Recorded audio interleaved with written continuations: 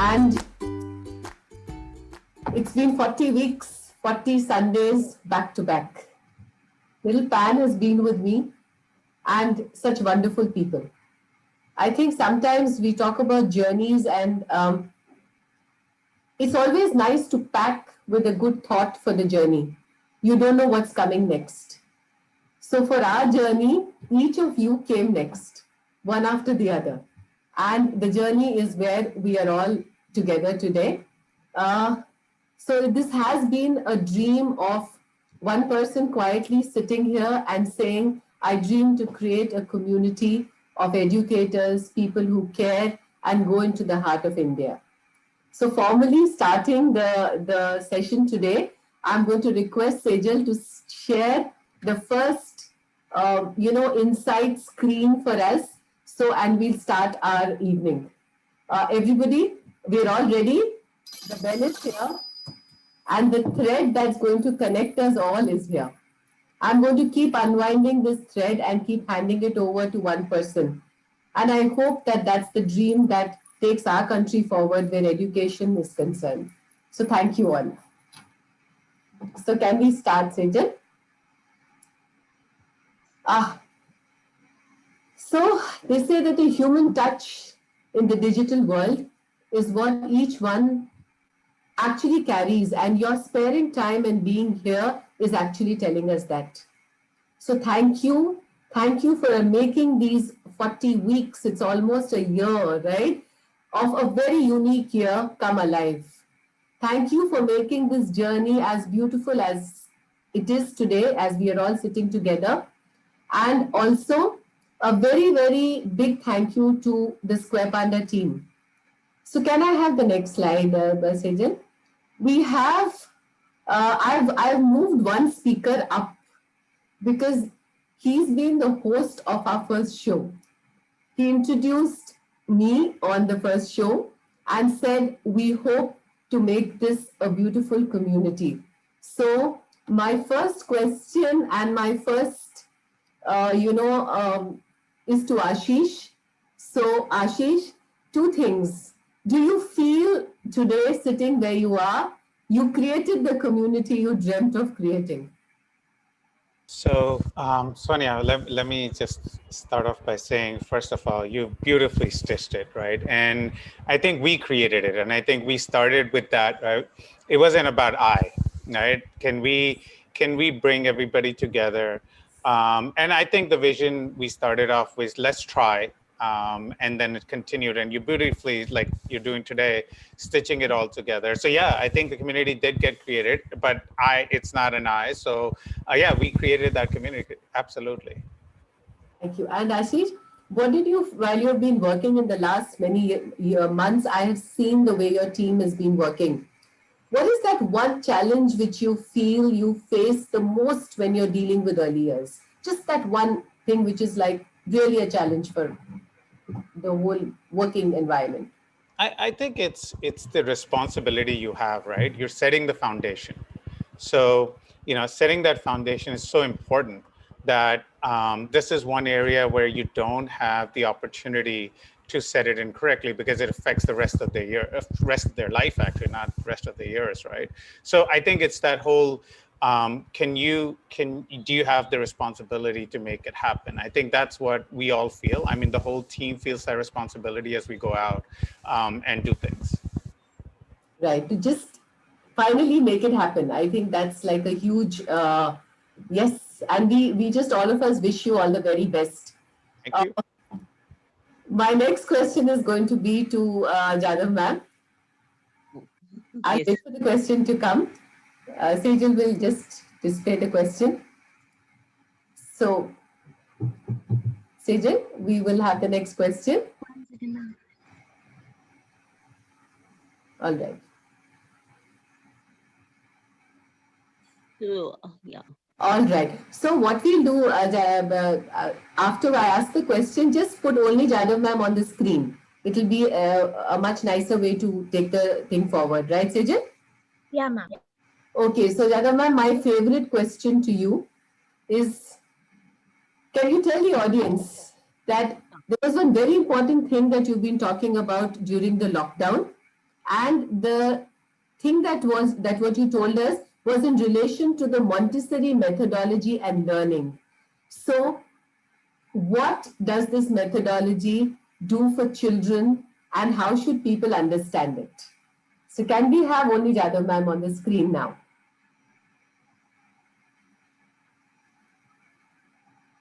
Yes, hello everyone.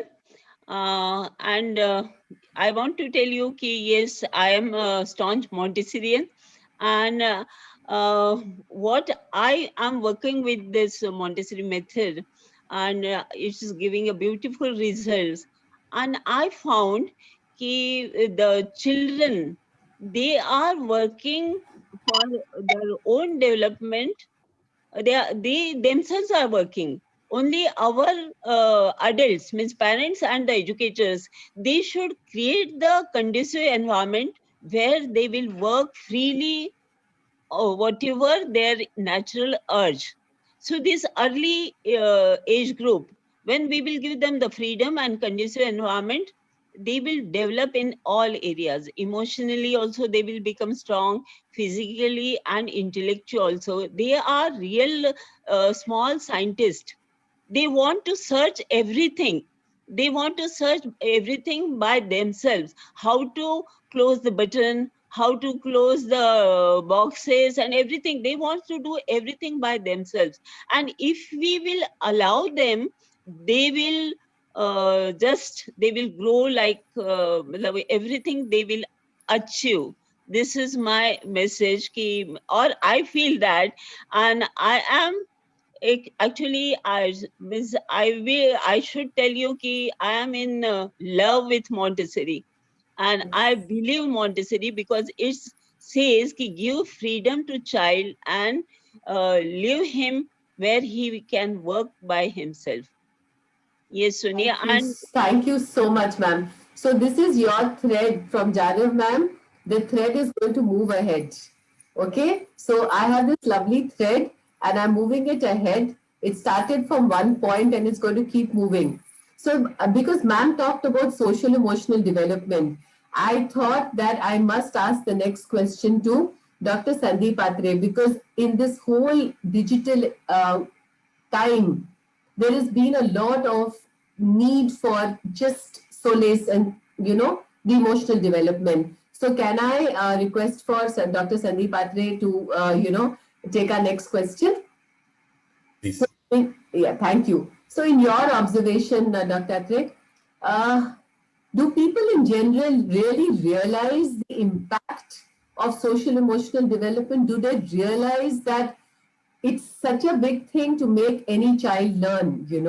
How do you see it? If you can just put a little light on that. I think your question, Sonia ji, is in general, do I actually observe that they are aware? Yes. Answer is no. The reason is pretty simple.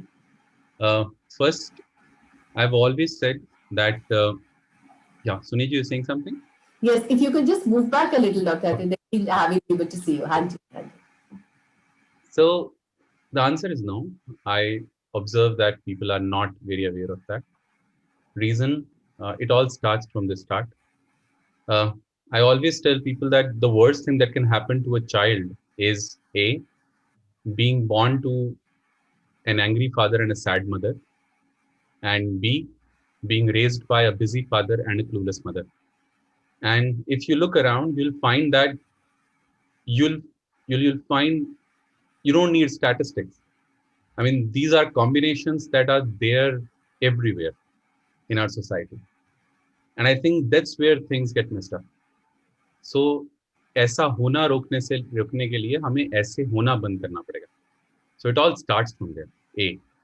Second, I genuinely believe that for healthy development of a child, the child should not be at the center of the family. And I'm not saying that he or she should be at the circumference of the family either, but the child should be somewhere at the radius of the family. And radius is what connects center to circumference. So the child should always travel on that radius. Sometimes when needed, he or she should be on the center. And then once that phase is over, then the child should actually move towards circumference and somewhere, in between. Third and last point is that, we cannot moderate the events that happen in a child's life, but we can surely moderate the way those events are interpreted and are stored as experiences. And that's where parents and teachers have a big role to play. Please make sure that you do not let negative events become negative experiences. I think that was my favorite line, which I kept. And now, in fact, I'm using it in my life where I'm actually looking at an incident and saying it's okay, it is just an incident. Otherwise, I would connect it to 50 things here and 50 things there. So it's been a learning for me as well. So my next question goes to our first speaker who spoke with me, Tisha. So Tisha, are you ready to take a question from us? Yes, absolutely. Young parents, young millennial, of course, not a parent herself, but she sees a lot of her friends who are now, parents, young parents. So, Tisha, what is the common distinct trait that you observe in today's parents? Like the young parents, what do you just see in common? One thing, if you can tell us. So I'll quickly point out, like you said, I'm not a parent myself, but there are these 2 or 3 things which I've especially observed in the last 2 years. So I live in a society, right? And when I go down for my walk, very often I'll see kids playing and parents on their phone. And that's something I see all the time. Where the kid you can make out he's wanting for attention, but there is, I think, one problem with my generation is that we are addicted to our phones. We eat while watching Netflix, and so our children will see that, and so they want to watch YouTube while eating.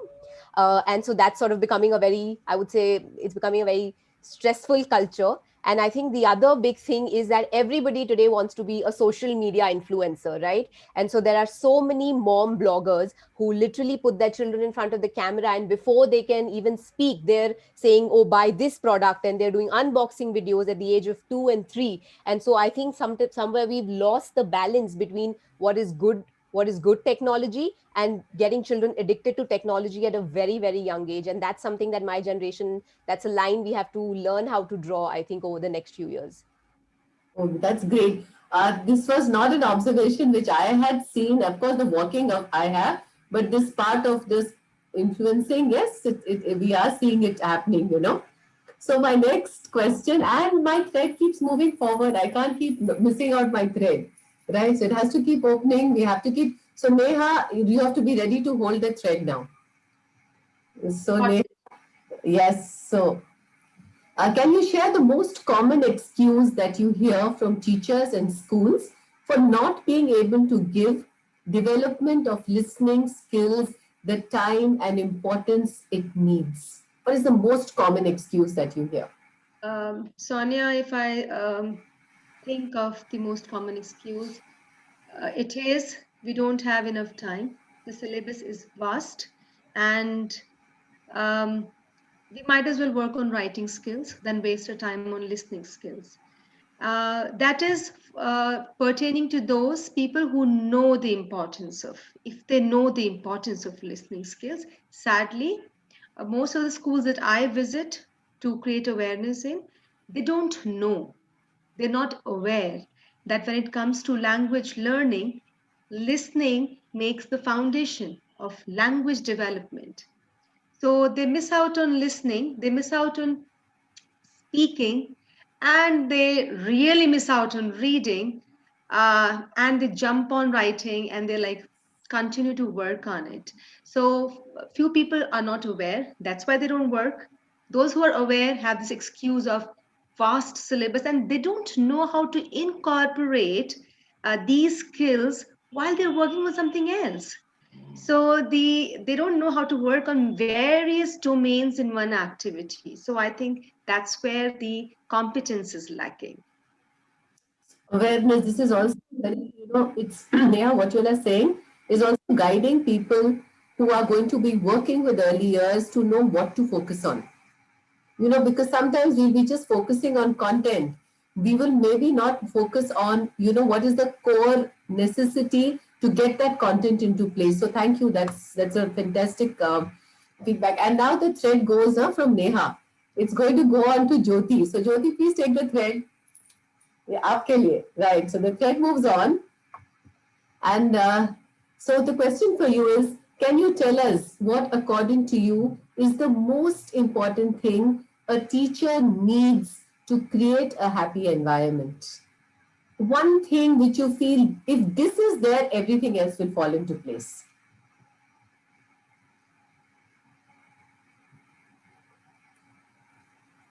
So, Jyoti, can you hear me?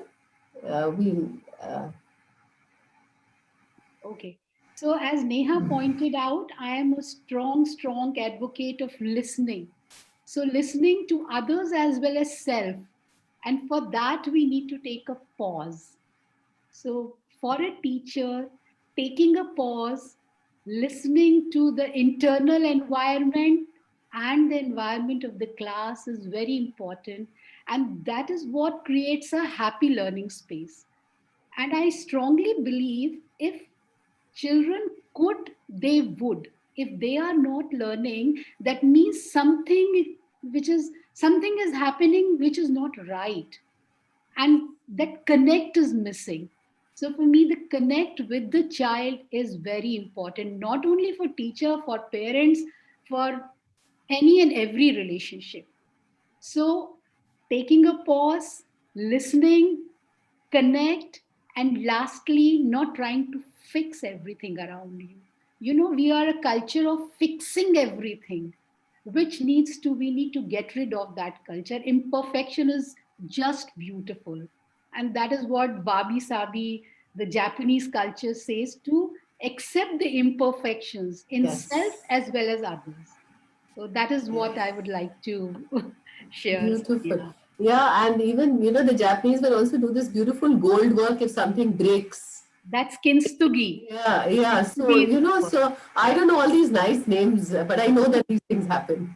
right, Right. right. So I put up a thing over there that said, talk to listen to children. Our problem is we talk for them to listen to us. We need to have talk to listen. Okay, so my thread passes on, Jyoti, from you. It goes to Nishi. So, Nishi, are you ready to take this little dhaga?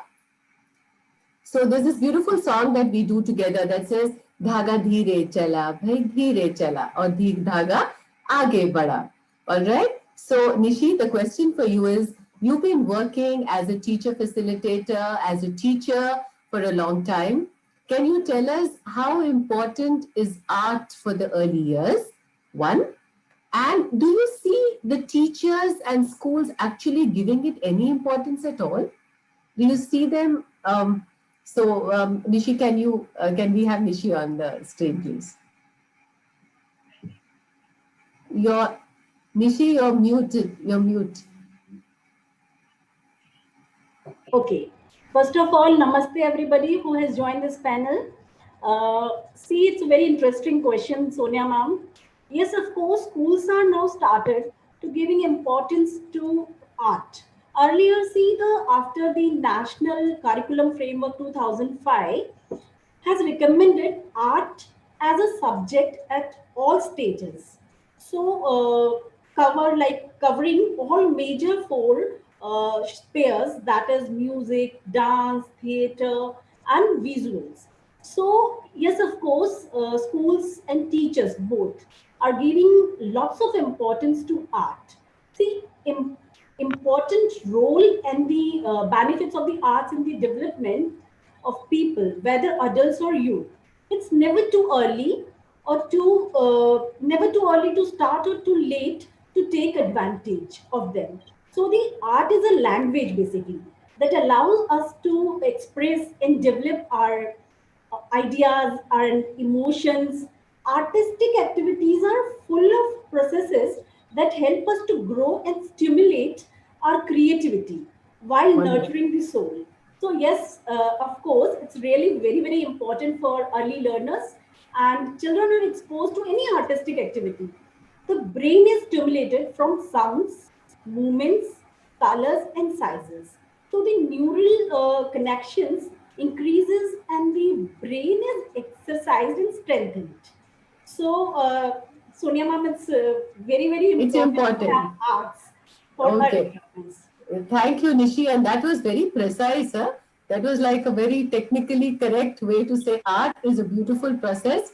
I think also the way We have seen it grow. I think as early as teachers is so important. And when you actually listen to somebody that says that art and music go together, art and learning and the soul goes together, my thread passes on to Poonam Joshi.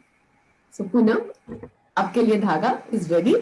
So this is a little song that Poonam is going to help me to sing, and I'm going to, so it's very quickly. I'm going to just start with a few words saying Dhaga dheere chala bhai, dheere chala. धीरे चला Bhai, dheere धागा chala. आगे बढ़ा. Aage badha. Absolutely. So Poonam, can you tell the audience the difference in the reactions of the audience when you narrate a story? And I have seen you sing some beautiful stories. So, do you see a difference? And what is the difference between the two when you see reactions? A talking story and a singing story. Thank you, Sonia. That was indeed a very wonderful question. And I think the way you started this evening with the song Dhaga Aage Chala, Dhaga Aage Chala, I am sure no one is going to forget these two lines. Dhaga Aage Bada, Dhaga Aage Bada. So your question is in two parts. So the reaction of the people, like you said. So I'll take it more so with children, right?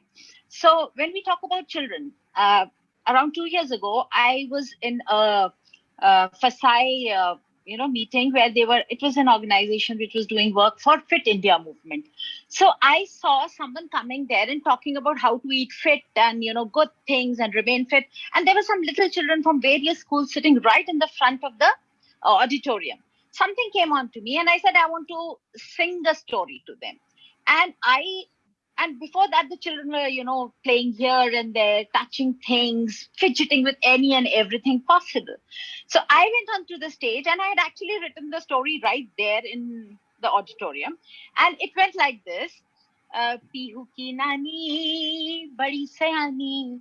Pihu ki nani, badi sayani. रोज सुनाती नई कहानी रोज सुनाती नई कहानी mummy papa भैया को वो खूब समझाती पर उनकी बात किसी को समझ ना आती पीहू बेचारी हुई परेशान पीहू की नानी बड़ी सयानी. I just started with this. And I told the entire story with some rhythm, some music, whatever I could add impromptu there only, without any beat, without any music. And let me tell you, by the end of the story, children started singing with me. Pihu ki nani, badi sayani. So nothing had to be taught to them. Nothing had to be told to them. Everything came naturally. Just the way we did the story of the two seats, Do The Beach. So everything reaches them. You don't have to teach. You don't have to keep, doing the written work. Listening is also a skill like we just spoke about. So listening to music and the audience reaction is tremendous. It stays with them forever. And the second part of your question is whether we really need to know to sing well or we have to be the best singers. I don't think so. If you have the will to sing something beautifully, the voice itself is a very soothing instrument the Almighty has given to us. We just have to put a little words, rhythm, rhyme, and sing it out to the children. And the children, like we all know, need attention.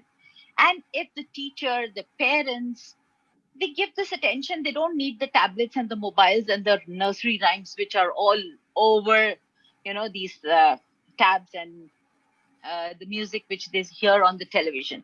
So it is the personal connect which we can make with this instrument voice we have. So it can be any voice. It is beautiful as far as a child is concerned. That's why I have the guts to sing wherever and whenever. Because I have yes. to tell me that it's okay if your voice is like this, just sing. So that's what I do. I don't worry too much and I just sing. So now the thread goes from Poonam to Ira. Ira, you ready? Hi. All right. So, Ira, what we're going to ask you is that, so can you tell the audience, can you tell all of us, when you started the Literary Fest Kitabo, what was it that you wanted to expose these young learners to? What made you say that I want to do this? I know. Who would know it better than you? because I think you are amongst the first people I shared the idea with. And so the whole idea was to, the much that you have lived in Jodhpur, it is a very slow paced city even till date. And time passes rather slowly, and yet time honored traditions survive effortlessly. So we thought it conducive to host a festival here, which celebrates literature in its many formats and preoccupations. And it made even bigger sense to have a festival for children, because the gentle passivity of this city would, showed to be a great vehicle to transport children to the world of books. And while kitab is such a commonplace thing, we don't see many people holding one in their palms. And while the big wide world is worrying around, like all of us have been talking about, the electronic cars and the psychedelic gadgets, and filling our shelves with the things of science fiction, but our acquisitions rarely make us feel rich enough. So the primary idea was to sell reading as a habit as against books. And we were hoping that children will not merely carry happy memories of a fun filled fair, but have a very concerted push into the endless world of reading. And reading literature, wouldn't come easy to households where it is not a regular habit. But nevertheless, we decided that we would line up and bring many activities under one roof, like book reading, storytelling sessions, some musical fairs, some craft classes, all with a tilt towards literature, spreading over a couple of days, 3 days at the moment, so as to push them and create experiences which would unfurl free expression and excite the children and the parents and the teachers alike, uh, to create better experience and ultimately give a push through any which ways, whether it be seeing a commendable film or doing a workshop or talking to authors, going through some reading sessions, hearing some poetry, whatever. I mean, the idea was that you do anything and everything that pushes us to think beyond our daily necessities and paradigms, and ultimately end up getting a book in the hand and be glued to it. Wonderful. Thank you so much. And like I told you, all of us are going to Kitabo soon. Would love to. So I must tell you all that I had never read, I'm a voracious reader, but I had never read children's books. And it's been a new journey for me and a wonderful one. And I keep telling people now that now I understand the power of picture books. Yes. I always do this nice pictorial behind me every week. So many people ask me, why don't you just print it out? I said, nah, hand make it, like just weave it together. So now the thread goes. So thank you so much. Thank you, Ira. Thank you so much. So my thread goes to Colonel SM Kumar.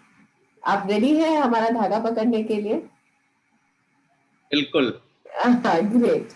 So I was introduced to Colonel SM from saying that he's the man who holds the sword of honor. And I asked my husband in the army what it means. And he said that he gets to lead the parade. That was the only description that was given to me.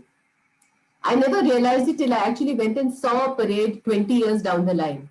What it would mean to stand there and lead a parade and hold that sword in your hand. So what I want to ask you, Colonel SM, what do you feel at that point you did different from those hundreds of other people that got you to stand where you stood that day? What was that? So firstly, big thank you to Team Square Panda and Ashish and Sonia in particular.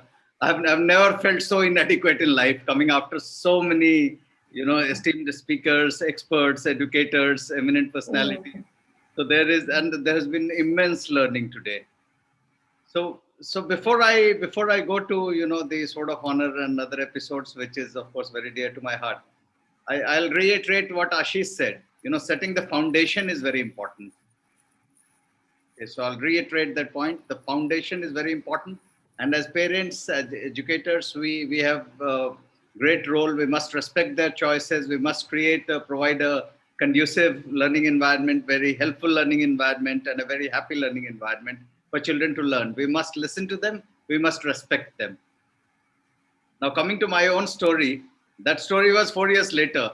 But I think the more gripping part of the story was 4 years earlier, when I had really joined the academy, and I came from Bihar, and I came from a farming background and barely knew how to speak English.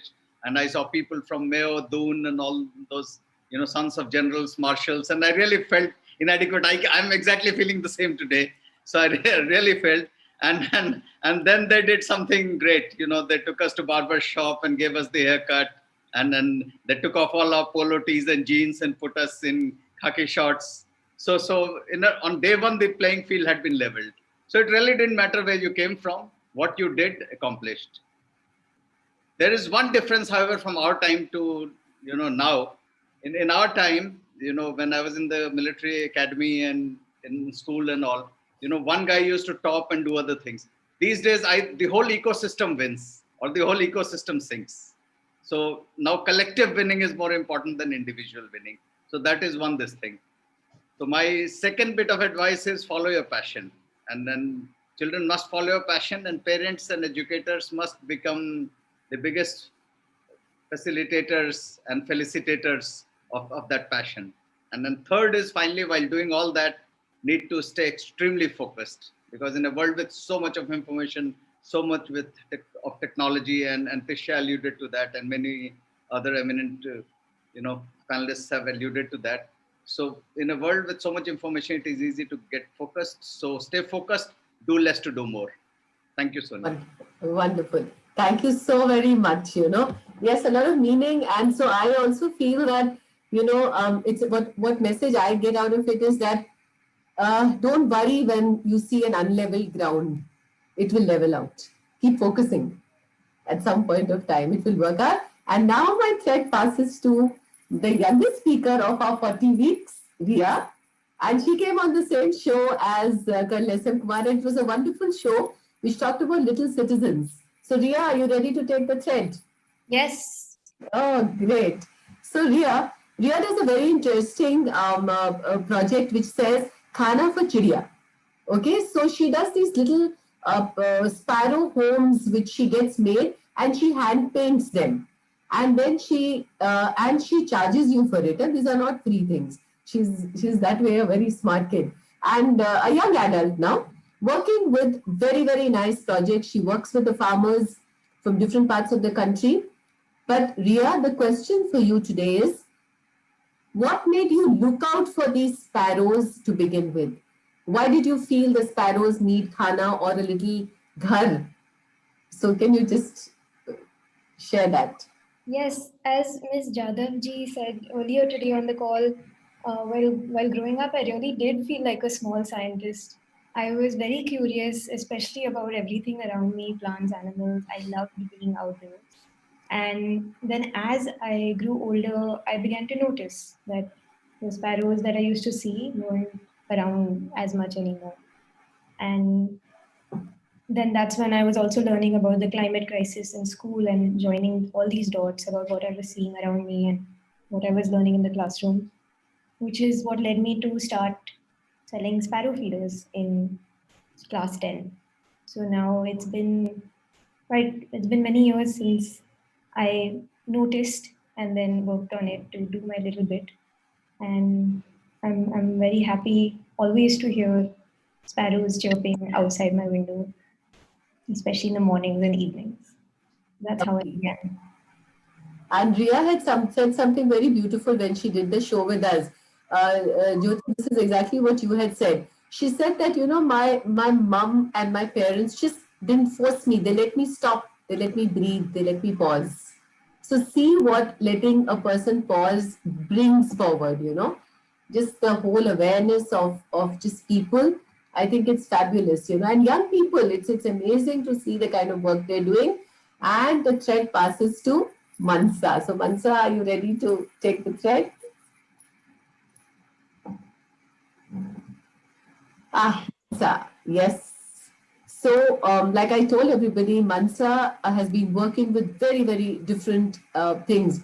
But the one thing which I always found influenced me when I spoke with Mansa was that she talked about this particular topic with a lot of, lot of vision and a lot of thought. So, Mansa, I'm going to ask you a simple question, which sometimes I see in different ways. So, you have a vast and varied experience with assessments, observation. So, can you share what you think teachers should interpret the word assessment? When they say assessment, what should they be thinking of? Yes. So we must measure what we treasure. Assessment is the most important thing in the teaching learning process, whether it's early years or any kind of learning happening anywhere. Unfortunately, it is also the most misunderstood, misinterpreted. When we talk of assessment, we are not talking about just tests or marks. In fact, what we are talking about is gathering enough information from various domains, various ways. Simple things like observation, questioning, more formal methods, but it's just about gathering enough information about the learner so that the teacher can teach better and the learner can learn better. Assessment is not at all about judging the learner and putting the learner in slots of good, better, best. Assessment actually is that one thing that empowers the teacher to make her teaching meaningful, more suitable for the classroom, and it's that one thing that actually enables the student to sort of take charge of his or her own learning and move systematically towards achieving the learning outcomes. So this whole understanding of assessment, which sort of strikes fear in the hearts of students, this is completely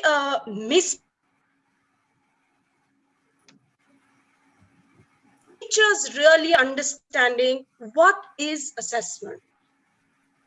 I think that's so important, that it's all about looking at what the learner needs to learn and going ahead. So Mansa, thank you so very much. That's it. That's Yes. it. Yes. Absolutely. So I mean, marks and tests are a very thin slice of that big pizza of assessment. Great. So this is something which really needs a lot of care, because it's a big need in the environment. Okay, so now the thread goes to Sanjeev. So Sanjeev, are you ready to take the thread? Absolutely. Oh, great. All right. So Sanjeev has been working with cybersecurity, and I think when he came and spoke on our show, there were some things that were so tough that I was a little scared even when he was speaking, that my God, this is a perspective. And I kept trying to send him messages on the phone saying that, let's not talk about this. But he said, no, it's important to talk and to keep people safe, because if we don't know what is unsafe, they will not keep the children safe. And I think that we completely respected that. And also for Sanjeev, this is one of our largest number of people saw that, because people started looking at it really carefully and saying, oh my God, we slip up. So your question, Sanjeev, is that what is the topmost caution tip you would give young parents when children are handling their mobiles or any digital device? What is that one thing you'll advise them to take care of? Well, thank you so much. It feels great being back here as part of the Square Panda team. And let me also put it on record that Mansa has always preceded me. We are trekking partners. She always walks ahead of me, and here also she took the lead perhaps 1 week. All right. So what is that one advice which, I must give to parents to keep their young children safe? The most important thing is that, these devices are not meant for kids. They are meant, a smartphone or a laptop has been made for an adult to use and not for a child to use.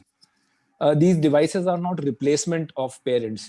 As parents, you need to spend time with your children and not make these devices spend time with your children.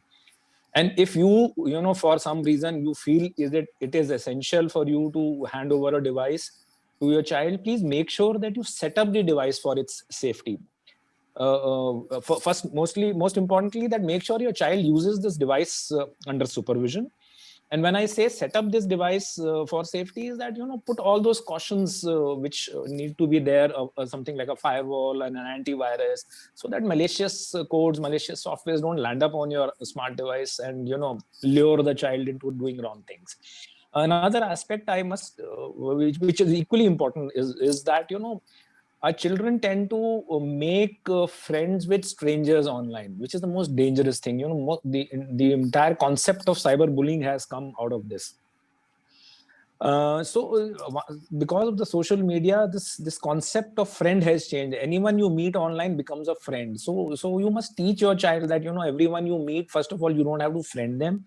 And even if he is a friend, he may not be a well-wisher. He is just somebody whom you have met accidentally online.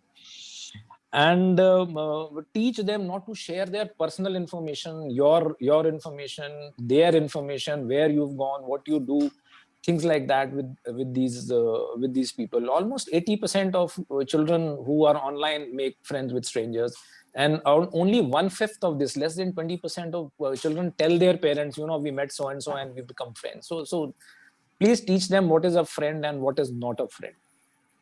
That's really important. I think also for all of us, this is something which all of us have to, hold on to that. So thank you so much, Sanjeev. And now goes to Sunanda. So Sunanda, are you ready to take the chair? Our dhaga is moving ahead. And, I'm also taking this dhaga towards the person who did this story for us. So that person is sitting very quietly. And last minute, when the dhaga reaches the person, that's the time we're going to sing the song together. So Sunanda, in your very vast experience, you've worked with so many environments, so many domains. So the question is, in your very vast experience in earlier teaching, teacher facilitation, when you say teacher facilitation, what do you think is the most needed change in the way the teacher facilitation and training is done in most schools? How do you see the need of, what do you needs to change in that process? So that's a brilliant question, Sonia. Thank you for that. So in my experience, there are two kinds of teaching. One is directive teaching and there's facilitation.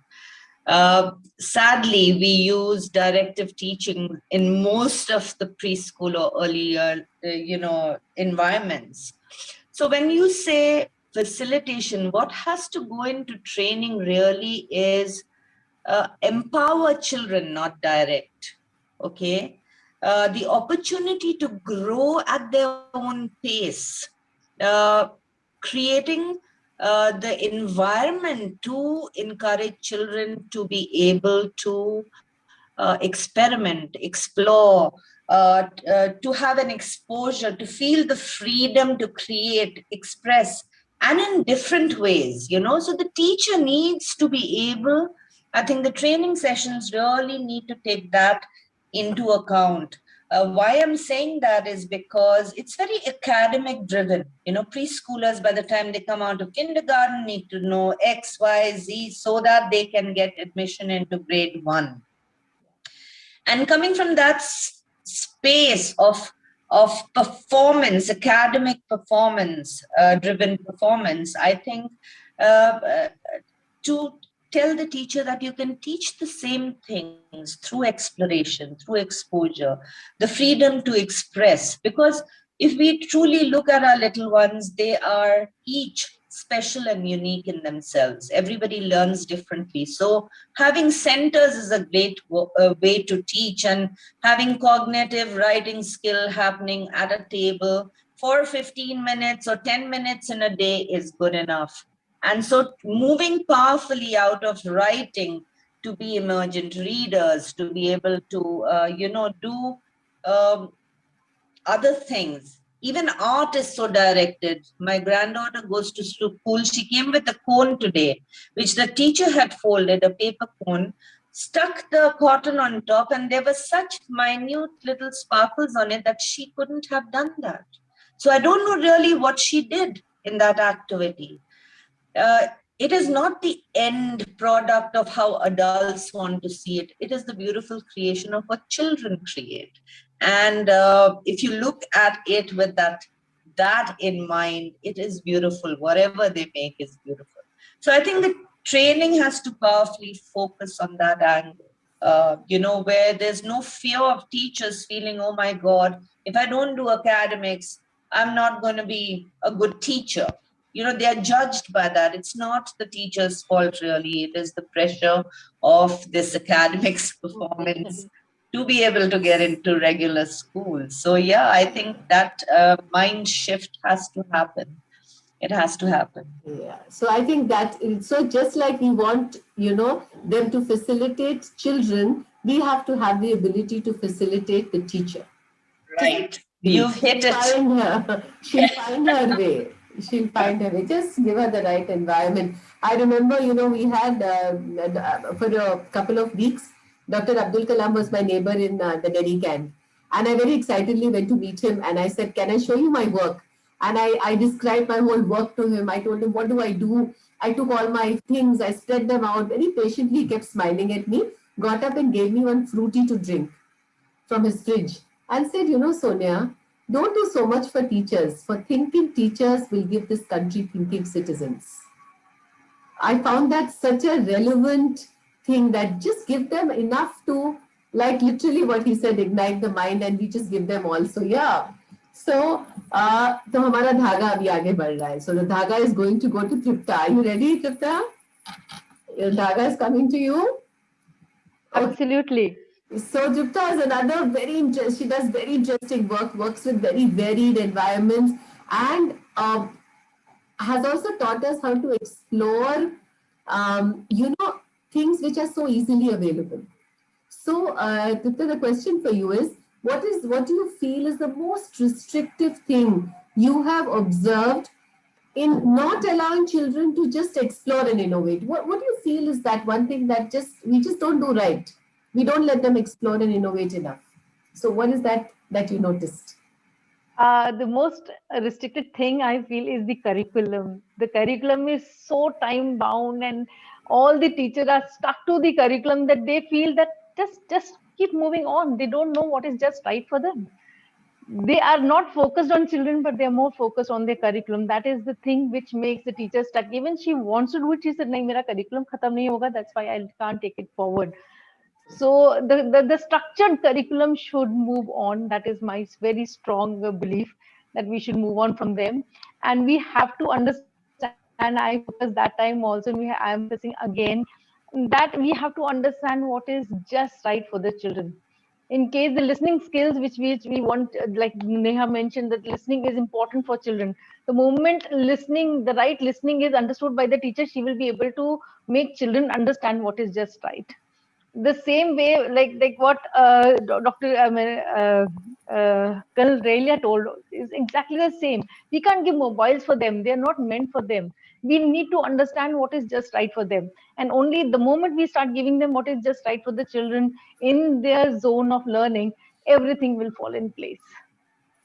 The moment we give lesser zone or a higher zone, things will not fall in place. So we have to be more flexible, and that's what I think the NEP is talking about. Just be a little more flexible. Don't worry so much about what quantum you finish. Allow them to finish it really well. And now my dhaga is moving very, very quickly towards the person who's done this little story for us. So thank you for being so patient. It's going to Rashmi Achari ma'am. Are you ready for the thread? आपका धागा आपके पास आ रहा है. So, ma'am. I met Rashmi ma'am at Gorakhpur when we were both facilitating teachers, and when I heard her experience, I said, "Oh my God, I have a long way to go." So, what the question for you is, can you tell us what is the most common trait that you see in positive, flexible teachers, uh, vis-a-vis teachers who say that everything is okay? Sonia, I think you have saved the toughest question for me. Might make me very unpopular also. But I think most positive teachers are the ones who actually accept learners.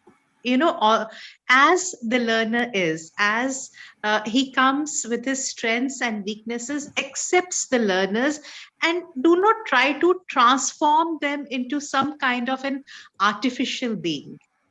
I think that's extremely important for the teacher, that you accept the learner and then work on the learner to enhance whatever their natural capacities are. When we already have a prefixed notion in our mind as to how our learners should be, and we forcibly try to drag them in that direction, and during that we hurt their self-esteem, we hurt them in so many ways, especially in early years. We even manage to hurt their maybe fingers, and we totally out of their capacity we pull them. I think that's the most damaging thing that a teacher can do, and the most negative thing that teacher can do to a learner. And most positive is accept your learner, cherish them, enjoy them, and show them the way forward, involve them in the journey. Don't treat them as third party, the ones who are not involved, as if we are the main people and we will decide everything about them. Involve them, have the learner agency, have the student agency. They should have a voice in your class, no matter how little they are. Sonia, over to you. Beautiful. How beautiful is that, that please remember that they are the reason why we are all together and doing things for them, right? So mera dhaga aage chal raha hai. Monica, it's coming to you just a little bit. Thank you for your patience. So hamara dhaga is going to Lubanan. So Lubu, can you please be ready to take the thread from us? And all right. So can you tell us, so Vera runs she's designed and curates a festival called Peekabook, and actually works with Indian authors and makes people aware that, they are such beautiful work by them. And also what people talk about is that little local, understanding the local environment. So what I would like to ask you is, what do you feel and how should we sensitize the early years educators to look for this literature, to look and understand that this exists, and we need to kind of use it in a much better way? So well, first of all, thank you, Sonia, for having me here. And I'm just looking at all the amazing people here, and I'm thinking how beautifully you conceptualize the world of early childhood education with having so many interesting pieces of the puzzle. So I'm really honored to be here. Thank you so much. I think there is a lot to be done to reach out to educators and show them the incredible variety of Indian children's literature that is currently available, both traditional and contemporary. This is being published by mainstream authors like Scholastic, HarperCollins, Penguin, and like this huge, explosion of independent publishing, basically. And I think that I really, I've been listening to everybody talking here and understanding how teachers are so bound by, time and curriculum and the needs of, accountability, that sometimes they don't probably get a chance to go out and explore. So I would urge you to go to festivals like mine, Peekabook, Kitabo, Kala Ghoda, because that's where the authors get to actually connect with their audiences. I would strongly urge them to, put a librarian in the center of the early childhood space, and allow the librarian to be somebody who's not necessarily librarian, but somebody who loves to read and enjoys and explores and understands, like I have come to understand, that one size doesn't fit all. Different children likes different books. You can't just put it all down there and say this is a good book. Hey, no, it's not a good book, I don't like it. Some kids like fiction, some like non-fiction, some like picture books. So if there's a librarian who understands that different children have different needs, and who will actually go out and look at different catalogs and appreciate the amazing things that are out there, I think that would be very significant. And I urge you all to go to literature festivals. In the past year, in fact, this last year has been terrible, but the year before that, there's been an explosion. I'm sure that Eva can tell you, there's a festival in practically every city now in India, in Bangalore, in Chennai, in Hyderabad, go to these festivals. Don't just stick to your curriculums. Get out there, because there's so much that you can bring to your children from these spaces, basically. Thank you so very much. That's Thank you. And now the thread goes to the person who did the story for us. Monica, are you ready to take the thread you gave us? So is Monica there, ready to take the thread she gave us? Sonia. Yeah, Yes. absolutely. So thank you so much for being patient. And Monica, you were the second plus last speaker for the show when we finished 40 Speaks. And inclusion was something which we were heading towards, but we hadn't discussed it. So when I asked Monica, what would you speak on? So she said that I'll speak on inclusive learning. It could be inclusion of different aspects of learning. So I thought I'll ask you this one question, and then we'll sing the song before we leave, all right? So the thread goes back to Monica. And Monica, you've been working with so many schools recently. I see that there's a lot of the army schools, the other schools that you've, worked with. So what is, according to you, infrastructurally, the most important change we all need to make this very, to make this inclusive? Infrastructurally, topmost priority, what schools should look at. Right, Sonia. So I think I have met a lot of smart learners here. But, if a Sonia Relia understands a concept in 5 steps, a Monica Kakkar understands the same concept in 15 steps. And my brain only associates with stories and examples. That's how I understand a concept, right? So I'll give you a very simple example on, I worked very hard on my lawn, and I've used very good compost and manure, and I have flowers of all colors, shapes, long, short, and some have bloomed and some have yet to bloom. Right, I'm waiting for them patiently. So, but my garden is very, very welcoming, right? So, how do we welcome to the school? I will come to the infrastructure later, but are we sensitive enough? Are we, is our attitude right? Are all the stakeholders involved to welcome the children? Are we in collaboration with each other? Right? When a child boards the bus, the school bus, is there a ramp? Is the school bus safe for him? Are the classrooms open, spacious, and well ventilated for every child? Right? Are the toilets big enough? In our country like ours, infrastructure is a very large problem, because this is the first phase, this is the first signal that we give to our child that you are welcome, that we respect you. So when we say that we are teaching in the school respect for self and respect for others, it starts from a basic age appropriate inclusive infrastructure for every child. If I'm on a wheelchair, and also we must identify the difference between the learning difficulties and the learning disabilities, right? I might have learning difficulties. So are there eyes in the classroom to see what am I struggling with, right? So, it's a very complex thing, not only the infrastructure, but the attitude. So physical barriers will come later. What about the attitudinal barriers?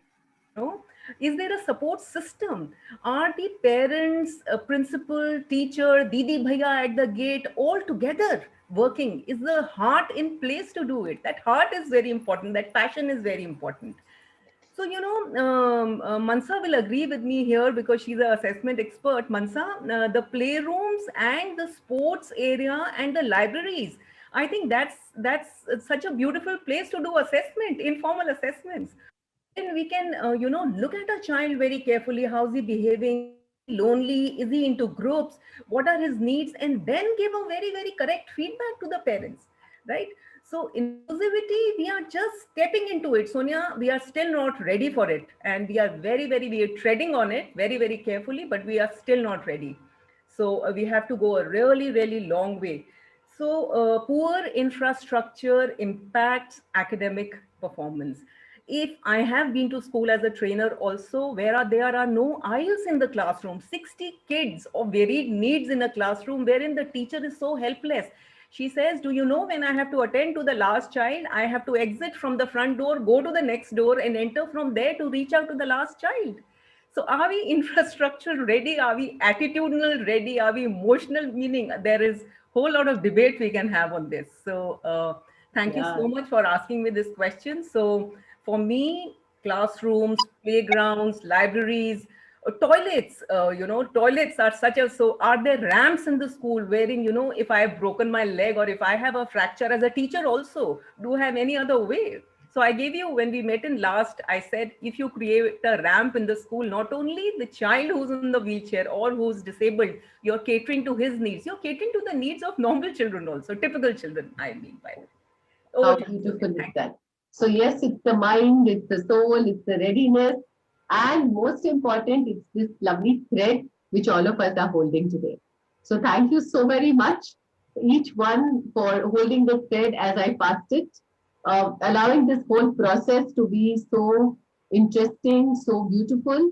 Rather than just finishing it, we thought we'll keep handing over the thread, keep growing it. And I do hope that all of you grow and come back and be with us.